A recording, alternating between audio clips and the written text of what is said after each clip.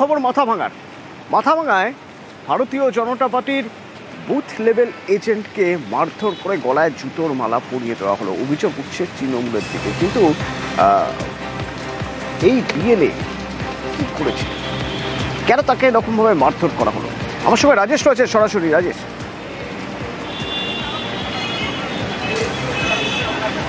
দেখো, মাথাভাঙা 1 ব্লকের পচাগড় গ্রাম পঞ্চায়েতের ছাটখাটের বাড়ি এলাকায় 239 নম্বর বুথে বিজেপির যে বিএলএ তাকে কিন্তু মারধর করার পাশাপাশি গলায় জুতোর মালা পরিয়ে দেওয়ার অভিযোগ উঠল তৃণমূলের বিরুদ্ধে।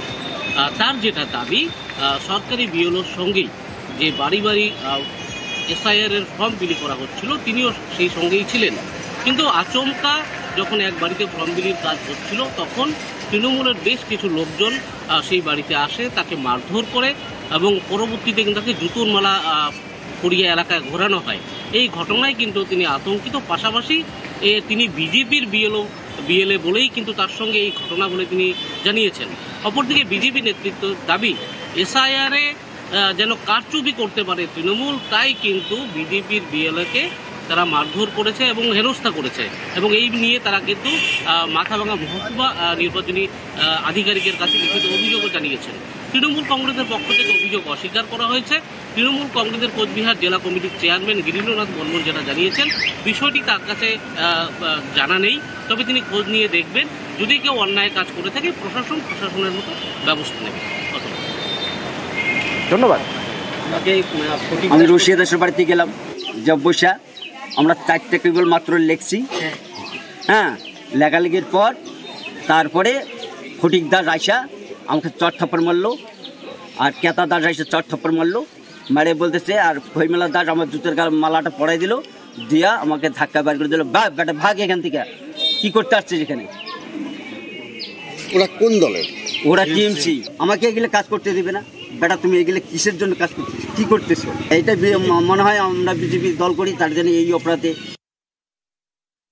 আমি খবরটা শুনিনি, খোঁজ নিয়ে দেখছি, আর তৃণমূলের নেতারা এখানে জড়িত কেন? বিএলওরা তো নির্বাচন কমিশনের লোক, এখানে দলের কোনো সম্পর্ক নেই।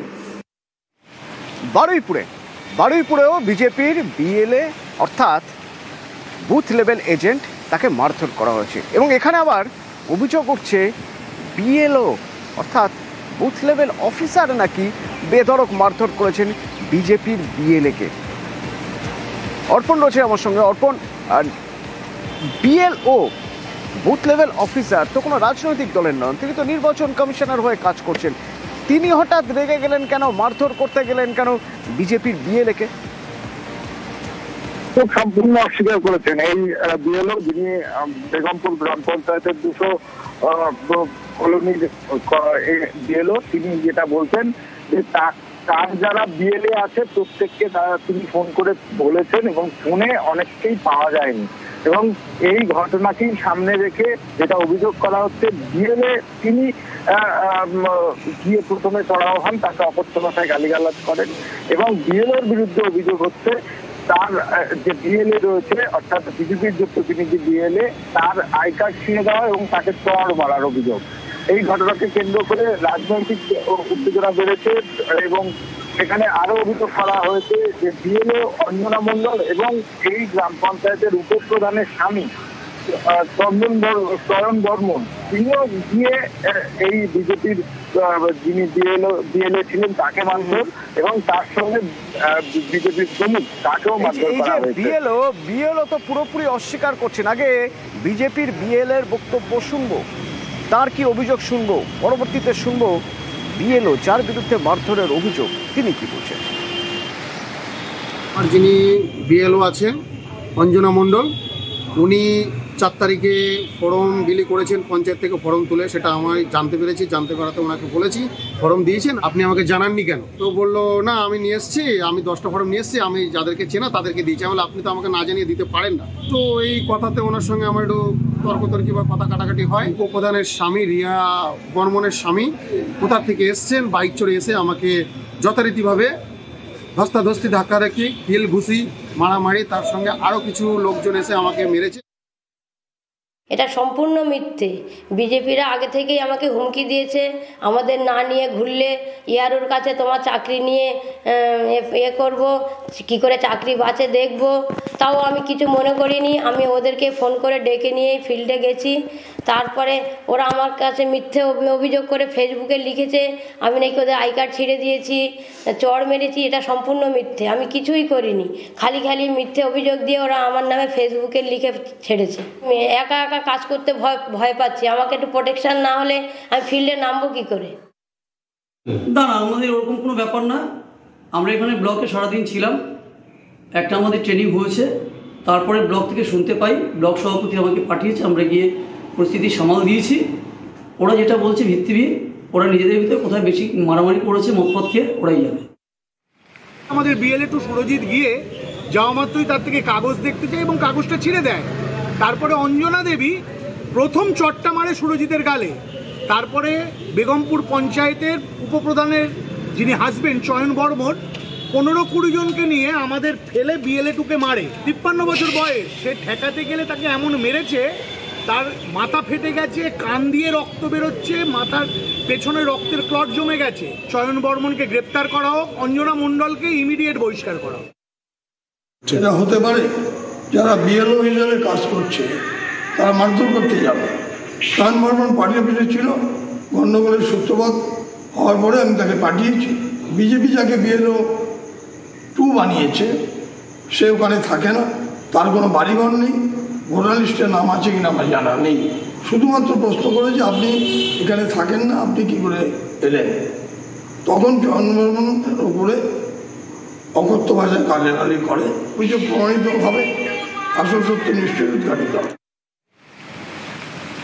ওদিকে পানিহাটিতে আবার বিএলও অর্থাৎ বুথ লেভেল অফিসারের বিরুদ্ধে মারাত্মক অভিযোগ।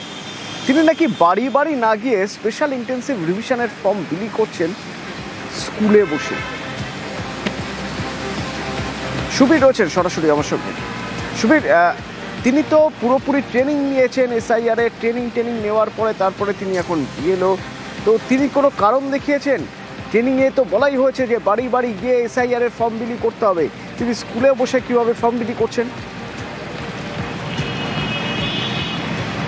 অতনুদা, পানিহাটি পৌরসভার 18 নম্বর ওয়ার্ডের এই একটি বেসরকারি স্কুলের মধ্যে বসে পেশায় শিক্ষক যিনি বিএলও দায়িত্ব পেয়েছেন পলাশ সর্দার, তিনি স্কুলের মধ্যে বসে এসআইআর এর ফর্ম বিলি করছেন। এবং সেই জায়গা থেকে দাঁড়িয়ে যখন আমরা এই খবর পেয়ে ঘটনাস্থলে যাই, যখন আমরা খবর সংগ্রহ করতে যাই, তখন ভেতর থেকে সেখানে দেখা যাচ্ছে যে তৃণমূল কর্মীরা যারা রয়েছেন তারা কিন্তু বিএলওকে পুরো ঘিরে দাঁড়িয়ে বসে আছেন।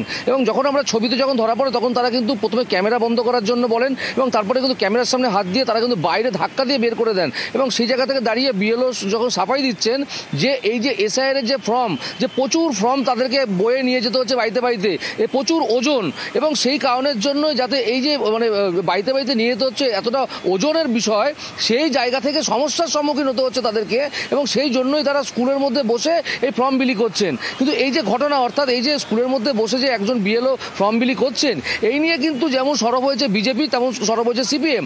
পাশাপাশি স্থানীয় কাউন্সিলর যিনি রয়েছেন পূজা চৌধুরী 18 নম্বর ওয়ার্ডের, তিনিও কিন্তু আজব সাফাই দিয়েছেন যে এলাকার যারা বাসিন্দা রয়েছেন তারা অন্যত্র বেরিয়ে যাবেন, সেই কারণের জন্য যাতে তারা সেই জায়গা থেকে বেরিয়ে যাওয়ার জন্য তার আগে যাতে ফর্ম পেয়ে যান, সেই কারণের জন্য স্কুলের ভেতরে বসে এইভাবে কিন্তু যারা স্থানীয় বাসিন্দা তার ওয়ার্ডের যারা মানুষ তাদেরকে ফর্ম বিলি করছেন খোদ বিএলও। এই যে বিএলও এই বিষয়ে কি বলছেন একবার শোনা যাক। ফার্স্ট হচ্ছে ফর্মের ডিস্ট্রিবিউশন হচ্ছে, এসআইআর যে ফর্ম হয়েছে এসআইআর ফর্মের ডিস্ট্রিবিউশন।